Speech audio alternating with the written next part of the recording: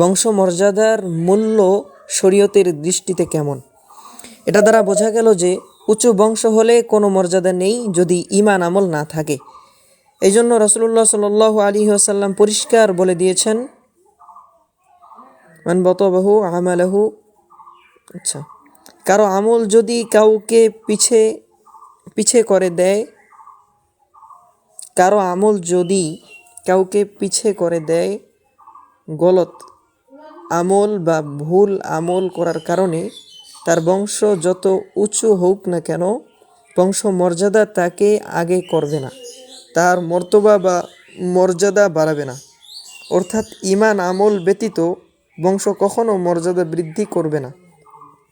এই জন্য রাসূলুল্লাহ সাল্লাল্লাহু আলাইহি ওয়াসাল্লাম হযরত ফাতেমা রাদিয়াল্লাহু তাআলা আনহাকে বললেন, হে ফাতেমা, আমার উপর ঈমান এনে জাহান্নাম থেকে মুক্তি কামনা করো।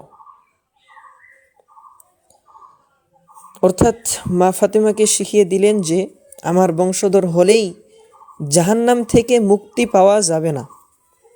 জাহান্নাম থেকে মুক্তি পেতে হলে তোমার নিজের ঈমান ও আমল দিয়ে ব্যবস্থা করতে হবে।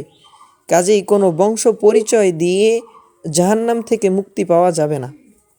যেমন প্রধান বংশ, আপনি প্রধানমন্ত্রী ছিলেন, এগুলো আল্লাহ তাআলার কাছে কোনো কাজে আসবে না। আপনি কোটিপতি ছিলেন, আপনার চেহারা অনেক সুন্দর ছিল, এলাকার লোকদের নয়নমণি ছিলেন, এগুলো কোনোটাই কবরে কাজে আসবে না। সেখানে যার ঈমান আমল আছে, যদিও সে রিকশাওয়ালার ছেলে হয়, সে ঠেলাগাড়িওয়ালার ছেলে হয়, সে কামিয়াব। আর যে ঈমান আমলের মেহনত করে নাই, ঈমান আমলের উপর চলে নাই, সে যদি প্রধানমন্ত্রীর ছেলে বা প্রেসিডেন্টের ছেলে হয়, কোনো দাম নাই। সেনাপ্রধানের ছেলে বা মন্ত্রীর ছেলে কোনো কাজে আসবে না,